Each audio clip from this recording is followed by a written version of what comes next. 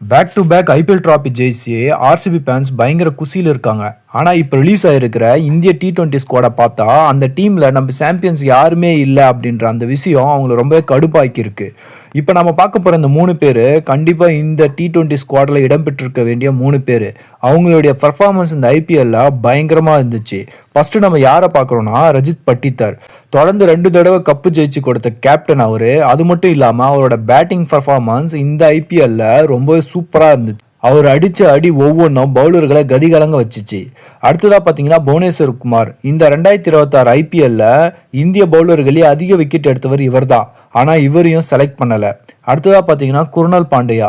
Season முழுக்க 226 run 14 விக்கெட்டுன்னு ஆல்ரவுண்டராக சூப்பராக பண்ணிய இவருக்கும் சான்ஸ் கிடைக்கல. ஐபிஎல்ல என்னதான் மாசா ஜெயிச்சாலும் இந்தியன் டீம் செலெக்ஷனில் வேற பிளான் வச்சுருக்காங்க போல. கப்பு ஜெயிச்ச ஆர்சிபி ரசிகர்களுக்கு இது கொஞ்சம் ஏமாற்றம் தான். ஆனால் நம்ம பசங்க எப்போவுமே சாம்பியன்ஸ் தான். ஆர்சிபி ஃபேன்ஸ் ஃபீல் பண்ணாதீங்க. இந்த 3 பேரும் இந்தியன் ஸ்குவாடில் இடம்பெற்றிருக்க வேண்டிய டிசர்வ் பீப்புள்ஸ் தான். நீங்கள் என்ன நினைக்கிறீங்க? இந்த 3 பேரும் இந்தியன் டீமில் இடம்பெற்றிருக்கணுமா கூடாதா? உங்கள் கமெண்ட்ஸை நீங்கள் கமெண்ட் செக்ஷனில் போடுங்க. அப்படியே நம்ம சேனலை நீங்கள் சப்ஸ்கிரைப் பண்ணிட்டு போங்க.